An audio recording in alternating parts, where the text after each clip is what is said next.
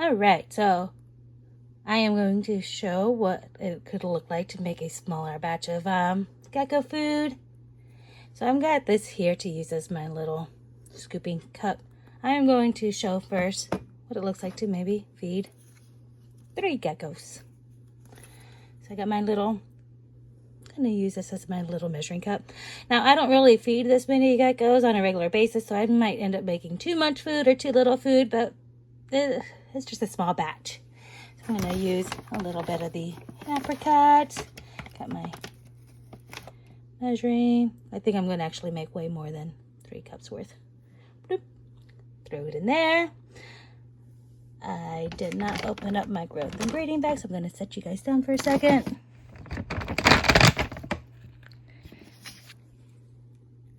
All right, it's pretty clean. A lot of people mix up the foods all together. All right, scoop of the growth ingredient. Yeah, this is going to be a lot more than 6 worth, so if you, or 3 worth. So if you only have to feed 3 baby geckos, this is going to be way more than what they need. All right, so we added 1 scoop of each, so that is 2 parts powder. So we're gonna have to double that, so 4 parts water. I hope I have enough room in this little tiny cup. So I'm just gonna add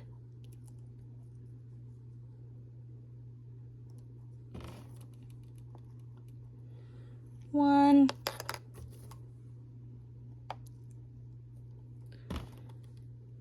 two. Oh no, I'm already out of the room. Start mixing that up just a little bit. Oh, we're gonna be fine. And there's my mess. I am very good at making messes. I think that is mandatory when you're feeding geckos. And this was not a dirty spoon. If you did not watch my other videos, this is the spoon I was using whenever I was blending up food. It's not a dirty spoon. It's a clean spoon. Just use today. All right, so I need 2 more waters. Oh yeah, this is gonna be way more than 3 geckos worth, but you can always save some in the fridge. Let's go check how long. It says up to 7 days if refrigerated. So even if you get carried away and you make that much food, it's fine.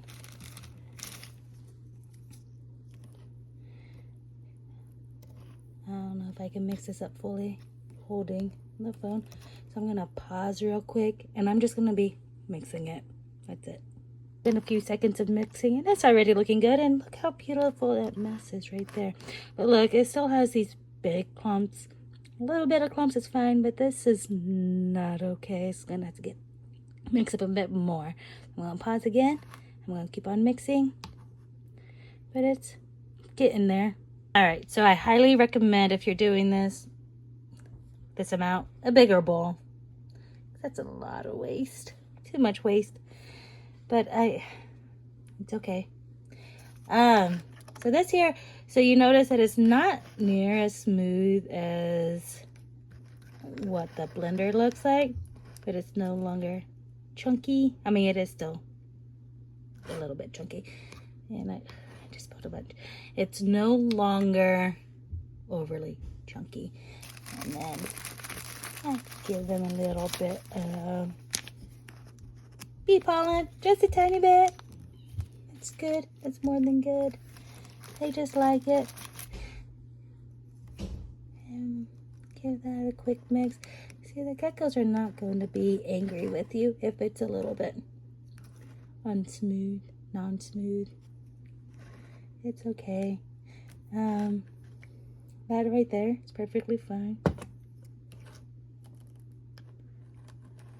It will thicken up a little bit more as it sits as well.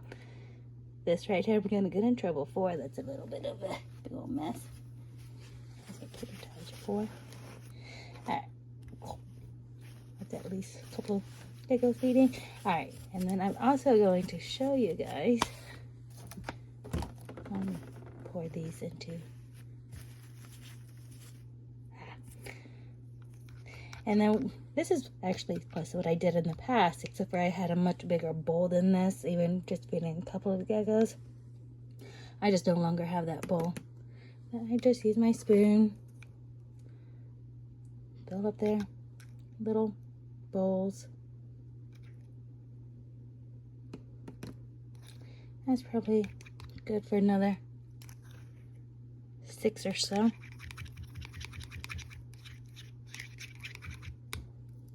But look, see how pretty that is? All right, and then I'm also going to show you guys just how I would mix up one.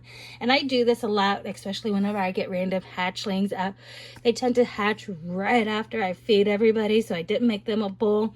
So I'm going to show what I do, just a quick hatchling feeding. And the hatchlings don't even eat right after they hatch normally, but I just like to make sure that they still have food. So I'm going to mix this one up real quick. Let me pause this so I can get a new spoon. All right, so this is what I do if I have just one that hatched out, or say you just have one gecko total. A little bit, I just throw a little bit in there. Growth and breeding, throw a little bit of that in there. Now obviously I'm just eyeballing it all, and I'm very good at that. I'm being sarcastic. Now, for my newborns, I generally don't add a little bit of honey, but everybody's going to get the same thing today. So we add just a tiny bit of honey. Oh, those are to make this table bigger. A little bit. All right, so I have that. So I give it a rough little chop up.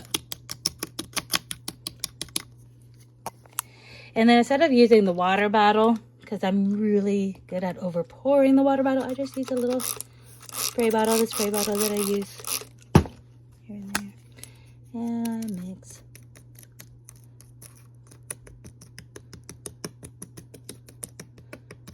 Usually I have 2 hands to mix. That's okay. A little bit dirty. And I just keep going until it is at the consistency I like. I'm going to pause real quick so I could just mix it. Add a little bit more water because it's a little bit too thick. See what I mean about how you don't want it this thick when you're pouring. You want it to be a little bit more loose. Add the water. I'm going to pause again real quick so I can mix. All right. Oops, I did not mean to unpause it at that moment. All right, so I grabbed one of the foods that I blended, and that's the one that I hand mixed just right in the bowl. That's what I do for the babies, and you can see it has a big difference, but you know what? There is nothing wrong with this here. That's nice. And we can also add a little bit of more water if you want to, but this is fine. It's not going to get all nice and pretty like this in a little bowl without the strength of the blender. At least I'm not going to be able to do that. And these ones here, I hand mix in this bowl. You notice that they're all just a little bit. I'm just gonna add a little bit more water to that one. They're all a little bit different, but that doesn't mean that any one of them are bad. This is what they used to look like all the time before I started using the blender. That's fine. This is what it looks like now with the blender. But it's all good. I meant to add is that they do sell the little mini blenders if you prefer blending up small batches and storing the leftovers in the fridge. But I do notice that the quality of the food is better freshly blended. It's okay if you need to store it in the fridge. I do that whenever we go on vacation. I'll make up all the food, put it in the fridge, and then a friend of mine will come down here and feed everybody for us. And it's fine. It's just my personal preference is freshly mixed food. But if you have a small collection, they do sell tiny blenders that you can use for, a couple of geckos, refrigerate the leftovers. But, all right, it's time for me to finish up feeding these guys. I have to make another batch of blended food. I can't talk anymore. Blended food to feed the rest of my collection over here. And It should only take about 2, 3, 4 hours to feed everybody today with 2 or 3 people. Alrighty, have a good night or a good day. It's all done. All the foods are ready to go now. Look at this here. Nice, pretty thick, beautiful consistency. But like I said before, down here, we have our little hand mix ones. They're not exactly the same, but they're still good. It's still fine. So it's always going to look a little bit different. This here is from the first batch of food that I made. And it's different from this second batch that I blended up. It's not always going to be identical, but it's close enough. And then this, of course, was hand mixed, and you could tell the difference. But it's all okay.